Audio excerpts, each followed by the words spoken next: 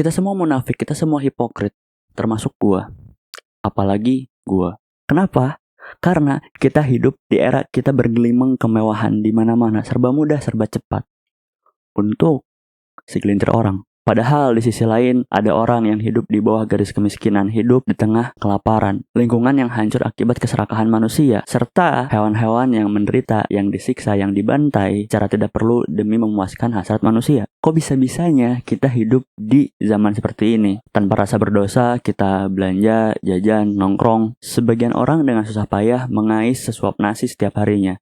Di mana di sisi lain, orang menabung hanya fokus untuk membeli iPhone terbaru. Lalu kalau memang dunia seperti ini, apakah kita semua jahat? Di awal video, gue langsung bilang kalau kita semua hipokrit. Itu bukan artinya untuk menyinggung siapapun. Itu bukan artinya untuk gue call out siapapun, enggak. Karena pun gue udah bilang di awal, kalau gue juga termasuk orang yang hipokrit. Lalu apa yang harus kita lakuin? Kalau misalnya memang penderitaan itu sangat banyak, apakah kita nggak boleh merasakan kenikmatan dunia? Di sini kita bertemu dengan dilema yang sangat pelik. Apakah kalau misalnya ada orang yang kelaparan, berarti kita nggak boleh beli sesuatu hal yang di luar kebutuhan primer kita, dan semuanya harus kita jual, kita harus berikan ke orang lain, kita donasikan, sehingga kita nggak punya apa-apa, kita jadi gelandangan di jalan. Apakah karena kerusakan lingkungan yang udah parah itu berarti kita gak boleh menggunakan kendaraan bermotor sedikit pun? Kalau tuntutannya seberat itu, gue rasa sulit untuk kita berprogres. Rasanya sangat mustahil untuk kita bisa melaksanakan semua hal itu. Gak merugikan satupun makhluk hidup dan tidak merusak lingkungan sedikit pun. Makanya gue bilang semua orang itu hipokrit. Bukan untuk menghina siapapun, tapi untuk memperlihatkan bahwa sesulit itu.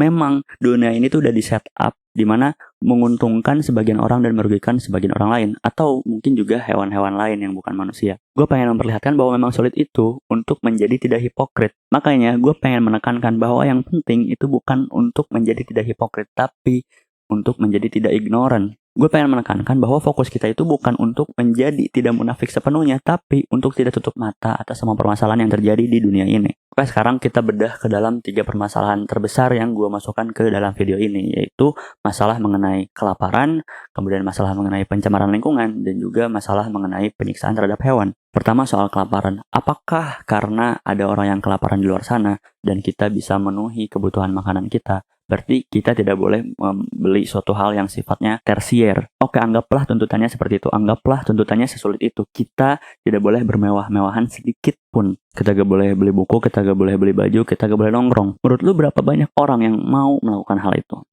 Gue yakin pasti sangat sedikit. Hampir tidak ada. Orang yang merasa bahwa tuntutan seperti ini tuh terlalu sulit malah menjadi ignoran. Hal yang menurut gue tuh harus dihindari. Karena orang yang mendengarnya tuh bakal mikir, gak mungkin gue meninggalkan semua hal yang bikin gue senang di dunia ini. Dia malah menjadi tutup mata atas permasalahannya karena merasa ini mustahil. Kalau misalnya setiap orang hanya perlu berdonasi sedikit saja, kalau misalnya setiap orang hanya perlu mengorbankan sedikit saja, lebih banyak orang yang bakal mau membantu dan efeknya malah lebih besar. Makanya setelah kita sadar bahwa permasalahan kelaparan ini merupakan permasalahan yang besar, kita tuh nggak perlu untuk ngata-ngatain semua orang yang gak sesuai dengan apa yang kita anggap benar. Tapi harus sadar starting pointnya tuh dari mana sih? Kita harus melihat bahwa dunia ini memang di set up untuk kita menjadi egois dan hanya memedulikan diri kita sendiri. Kita harus melihat progres untuk bisa membantu orang-orang kelaparan adalah gimana supaya sebanyak mungkin orang itu sadar akan permasalahannya dan mau membantu. Kita harus fokus pada efektivitasnya, seberapa efektif, seberapa berpengaruh. Gue pengen mengurangi orang-orang yang ignoran, yang tutup mata, yang menganggap bahwa permasalahan itu nggak ada. Jadi silakan berefleksi sendiri dan berikan kontribusi kalian. Gue sangat merekomendasikan suatu kalkulator yang bisa menghitung dampak dari donasi kita. Nanti gue bakal masukin di videonya. Kalkulator itu bisa menghitung setiap uang kita tuh bakal bisa berdampak sebesar apa sih. Dan dengan demikian gue yakin dampaknya tuh akan nyata. Bukan sekadar kita salah-salahan aja antar satu orang dengan orang lain. Mengorek-ngorek kesalahan orang lain itu adalah salah satu hal paling tidak berguna yang bisa kita lakukan. Memang ada beberapa orang yang di-cancel, yang dihujat karena suatu kesalahan. Tapi orang yang ngehujatnya itu bukan orang yang sempurna. Dia hanya lebih pandai dalam menyembunyikan kesalahan-kesalahan dia. So stop being ignorant, stop salah-salahan sama orang lain, cukup refleksi dan mulai memberikan kontribusi lu semampunya. Permasalahan kedua yang mau gue paparkan dalam video ini adalah permasalahan mengenai environmental change atau environmental damage. Hampir semua hal yang kita lakukan itu ada dampak negatifnya terhadap lingkungan. Penggunaan listrik, kita pakai kendaraan bermotor, kita beli baju-baju baru, itu semua ada dampaknya. yang buruk terhadap lingkungan. Terus apa? Kita harus tinggal di goa, kita gak boleh pakai listrik, kita gak boleh berangkat kerja pakai motor, kita gak boleh pakai pakaian yang bagus.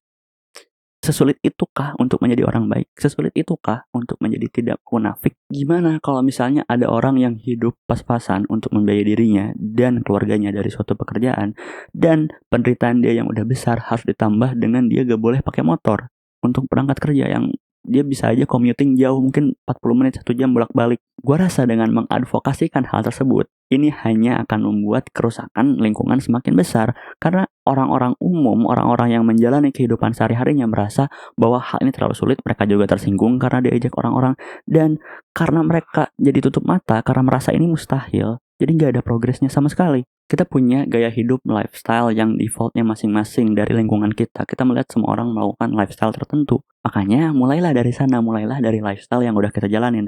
Ada beberapa orang yang menggunakan kendaraan pribadi untuk pergi kemana-mana. Kalau misalnya kita bilang orang tersebut gak boleh pakai kendaraan pribadi sama sekali, itu hanya akan membuat masalah menjadi semakin rumit. Kalau misalnya orang tersebut cukup mengurangi penggunaan kendaraan pribadi, dia menggunakan kendaraan umum setiap possible gitu, setiap ada rutenya, itu udah berdampak besar untuk lingkungan. Orang yang setiap bulan membeli pakaian baru bisa mulai dari sana. Misalnya menjadi lebih jarang membeli pakaian baru atau membeli pakaian bekas doang. Tentunya dengan memperhatikan higienitas. Kita pakai listrik setiap saat. Kita bukan berarti harus tinggal di goa dan nggak pakai listrik sama sekali, tapi kita bisa mulai dari mengurangi penggunaan listrik di mana kita nggak perlu. Oke, sekarang masuk ke poin ketiga, ke isu terakhir yang mau gue bawakan di video ini, yaitu tentang pembantaian terhadap hewan. Yang menjadi darurat dalam isu ini adalah orang nggak sadar dan nggak peduli terhadap permasalahannya. Kalau misalnya lo ngobrol ke orang dan lu tanya, apakah lu peduli terhadap kelaparan? Kemungkinan mereka peduli karena ini adalah manusia gitu. Kita ngomongin manusia.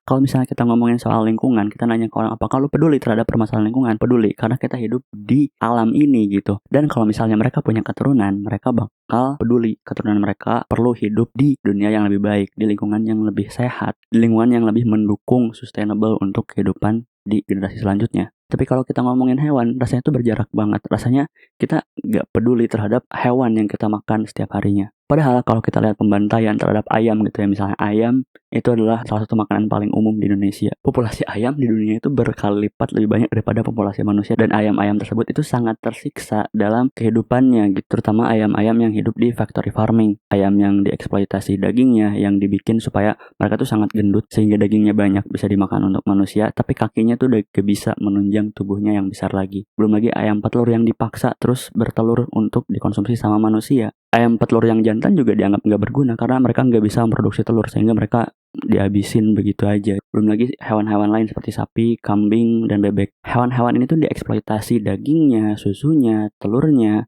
kulitnya untuk konsumsi sehari-hari manusia. Apakah kita hanya bisa memenuhi kebutuhan kita dari penyiksaan hewan tersebut? Ya tentu enggak. Terus kita harus gimana? Tentu kalau lu bisa menjadi vegan sepenuhnya, itu adalah hal yang bagus dan harus dilakukan. Tapi menjadi vegan juga bukan hal yang mudah, apalagi di Indonesia. Gue pengen untuk bilang semua orang harus menjadi vegan. Tapi untuk hidup di Indonesia, yang mana makanan vegan aja susah gitu. Karena makanan pinggir jalan semuanya tuh animal products, itu sangat susah gitu. Vegan itu pada dasarnya tuh boykot kan, memboykot semua produk yang merugikan, yang menyiksa hewan. Bukan cuma makanan, tapi juga pakaian, dompet, dan juga barang-barang kosmetik yang menyiksa hewan. Kalau misalnya tuntutannya sangat amat besar, kita nggak boleh menyiksa hewan sedikit pun dalam konsumsi kita, sangat sedikit orang yang mau. Dan komunitas vegan di internet juga bisa dibilang cukup demanding, bahwa kalau lu nggak jadi vegan, itu berarti lu adalah pembantai, penyiksa hewan. Kita harus ingat bahwa tidak semua orang hidup di tempat yang sama, dengan starting point yang sama, dengan kemudahan yang sama. Gue kenal ada orang yang pengen menjadi vegan, tapi dia tahu kalau itu sangat sulit. Jadi dia mulai dari tidak menggunakan produk kosmetik yang include animal cruelty. Ada yang juga transisi menjadi vegetarian dulu, hanya tidak mengkonsumsi dagingnya aja. Ada yang transisi menjadi pescatarian, seperti vegetarian tapi include ikan. Ada yang transisi secara reduksionis atau menguranginya aja. Sekarang kalau kita tuntut semua orang menjadi vegan, kita ngata-ngatain orang yang mengkonsumsi animal product, orang hanya akan membenci komunitas vegan, dan penyiksaan terhadap hewan hanya tetap berlanjut. Tapi kalau kita advokasikan dengan cara yang lebih memahami kondisi masing-masing, misalnya orang yang biasanya makan animal product 3 kali sehari, mulai dari menguranginya aja jadi 2 kali sehari. Dalam setahun itu berarti dia mengurangi 365 porsi makan yang mengandung animal product. Itu progres yang sangat besar. Jadi kita gak boleh mengabaikan orang yang pengen mulai progres, tapi sedikit demi sedikit. Itulah 3 isu yang gua bawakan dalam video ini. Kalau misalnya kita melihat 3 isu itu dan merasa bahwa itu sangat sulit, sehingga kita hanya muram dan merasa bahwa semua ini mustahil dan dunia ini sangat kejam, kita nggak bakal melihat progres. Kalau kita hanya mengandalkan rasa perfeksionis kita, tentu sulit untuk menjadi manusia yang sempurna dan ya bukan sulit tapi mustahil. Tapi kalau kita mulai sedikit demi sedikit, mulai dari kita punya lifestyle apa, ini starting point kita, lifestyle kita sekarang, dan dari ketiga isu itu kita mulai berprogres dalam ketiga isu itu sedikit demi sedikit dalam ketiganya, tetap masih sulit. Kita bisa ambil satu aja. Misalnya kita peduli sama kelaparan yang ada di dunia, ya udah kita berprogres dari sana. Kita mulai peduli, kita mulai berdonasi, kita mulai mengadvokasikan untuk orang menjadi sadar, tidak tutup mata terhadap isu ini. Kita bisa mulai dari isu lingkungan, mengurangi penggunaan kendaraan bermotor atau mungkin plastik dan lain-lain. Kalau misalnya lu pecinta hewan, lu bisa mulai dari isu mengenai animal cruelty. Kalau misalnya sulit untuk menghindari animal product sepenuhnya, itu bisa mulai dari tidak menggunakan produk kosmetik yang including animal cruelty. Atau juga bisa mulai dari misalnya kita makan 3 kali sehari, 1 kalinya kita tidak konsumsi animal products. Saran gue adalah kita gak harus menunggu menjadi sempurna atau menunggu menjadi suci untuk mulai berprogres, untuk mulai speak up. Tentu setelah gue ngomong panjang lebar, ada aja orang yang bilang apa itu masalah moral itu gak penting. Tapi gue gak peduli sama orang-orang seperti itu karena mereka cuma trolling. Karena kita bisa dengan mudah bersembunyi di balik layar kita komen seenak jidat kita, cuman ngejek doang biasanya. Gue gak peduli sama orang kayak gitu karena gak fair kalau gue debat. Gue menunjukkan wajah gue menunjukkan identitas gue menunjukkan opini real gue, tapi dia cuma bersembunyi di balik akun fake. Yang dia juga belum tentu berani speak up kalau dia menunjukkan identitas. Dan kalau memang moral itu memang tidak penting, ya dia bakal kehilangan hartanya, kehilangan orang yang dia sayang, mungkin kehilangan nyawanya sendiri kalau moral nggak ada. Karena pada dasarnya gue yakin ada rasa kasih, cinta, ada kepedulian, ada altruisme di setiap dari kita. Altruisme itu udah menjadi bagian dari manusia. Kita akan peduli sama keadaan yang ada di dunia ini. Mungkin terlalu besar, mungkin terlalu sulit, tapi kita bisa mulai kontribusi kecil dari diri kita sendiri. Dan to be clear, gue nggak mendukung kemunafikan, gue nggak bilang bahwa kita harus peduli sama satu hal dan kita ignorant sama hal lainnya, enggak. Tapi ini adalah starting point aja, langkah pertama, baby steps. Gue mulai sadar akan masalah kemanusiaan, akan kelaparan yang terjadi di dunia, kemudian gue jadi sadar bahwa, hewan juga perlu perhatian kita, bahwa hewan juga nggak perlu disiksa, dan terakhir gue jadi peduli sama lingkungan yang ada di bumi ini yang kita tinggalin sekarang. Jadi gak usah diambil pusing dulu, ambil langkah pertama dan nanti bakal terbawa dengan sendirinya. Terakhir, kesimpulan dari gue, 4 hal yang perlu lakukan. Pertama, refleksi dulu, pikirkan tentang isu-isu yang udah gue bahas tadi. Kedua, sadari lifestyle lu sekarang kayak gimana, dan itulah starting point lu. Ketiga, setelah lu sadar lifestyle lu kayak gimana, lu bisa mulai progres dari hal yang paling mudah dulu buat lu untuk baby steps. Dan dari sana lu udah hebat, lu jadi manusia yang baik, lu memberikan kebaikan, lu menebar kasih di dunia ini. Sehingga nantinya lu bakal terbawa dengan sendirinya peduli dengan isu-isu yang lain. Dan keempat, subscribe ke channel gue. Gue ngerasa cringe banget nyuruh orang subscribe ke channel gue. Ya itu bercanda doang biar lebih kelihatan kayak YouTuber. Ya lu bisa subscribe kalau lu suka sama video ini dan pengen nonton video-video selanjutnya. Dan kalau lu gak suka juga ya gak apa-apa. Anyway, segitu aja dari gue. Makasih udah peduli terhadap dunia kita. Terima kasih udah peduli sama permasalahan pelik yang ada di dunia ini. Kita udah berprogres sepanjang sejarah kemanusiaan, mengurangi dan menghilangkan kekejaman di dunia ini, mendorong kesetaraan gender, mengurangi peperangan, menghilangkan perbudakan. Dan hari ini juga akan menjadi sejarah di masa depan, akan menjadi bagian dari perjalanan kemanusiaan. Dan langkah kecil lu, baby steps lu, akan menjadi bagian dari progres kemanusiaan menjadi lebih baik.